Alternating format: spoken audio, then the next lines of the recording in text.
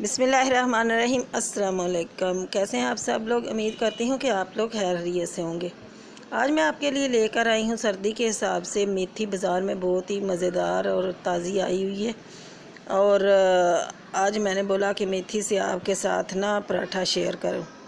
और बनाना भी बहुत आसान है और बनाकर खाएंगे तो मज़ेदार भी बहुत ही लगेगा। ये आटा है जिसके लिए रोज़ हम रोटी बनाते हैं और इसमें 2 से 3 चम्मच बेसन का डालेंगे। बेसन से क्या होता है कि ना पराठा बहुत है ना क्रिस्पी बनता है। ये मेथी है, मेथी को अच्छे से पहले धो के सुखा लिया और खुश्क करके फिर मेथी को काट के इसके में डाला। गीली मेथी नहीं काटना क्योंकि उसकी खुशबू नहीं रहेगी, कड़वी हो जाएगी। ये प्याज है चॉप किया हुआ, आप चाहें तो बारीक बारीक काट लें, चाहें तो चॉप कर लें। ये है हस्बे ज़ायका नमक और ये है लाल मिर्च पाउडर और धनिया पाउडर। ये हरी मिर्च और लाल मिर्च एक साबुत पड़ी हुई थी, ये बारीक बारीक काटी हुई है। ये इसको करेंगे मिक्स। आप चाहें तो धनिया कूट के भी डाल सकती हैं, मेरे पास साबुत धनिया नहीं था तो मैंने धनिया पाउडर इस्तेमाल किया।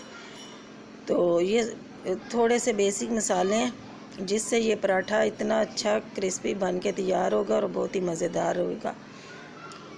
और अब इसको गूंद लेंगे और आटा थोड़ा सा नरम नहीं गूंदना, सख्त ही गूंदना, क्योंकि ये ना अगर नरम होगा ना तो फिर इसके पराठे सही नहीं बनेंगे। आटे के गूंद के मैंने 20 मिनट के लिए रख दिया था। इसको ढक देंगे और 20 मिनट के लिए इसको रख देंगे। ये 20 मिनट के बाद 20-30 मिनट के बाद ये आटा देखें अपनी जगह पे आ चुका है।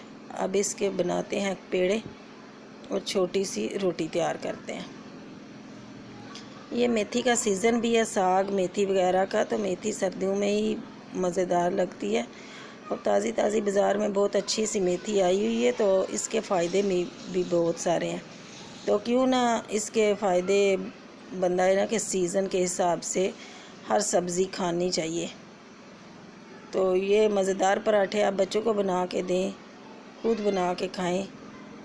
तो सुबह में नाश्ते के साथ बना लें या दोपहर में बना लें और देसी घी से बनाना।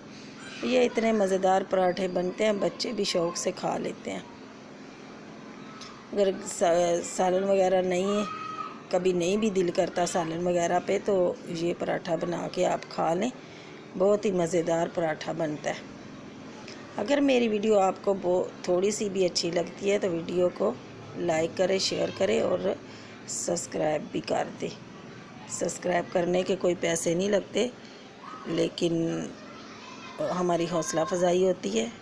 और आप ये तवे पे देसी घी डाल दिया। अब इसका पराठा जो बनाया ना ये ऊपर डालेंगे और हल्की आंच पे, ये तेज़ आंच पे नहीं पकाएंगे, तेज़ आंच पे अंदर से कच्चा ना रह जाए। हल्की आंच पे इसको पकाएंगे ताकि अंदर से भी पक जाए।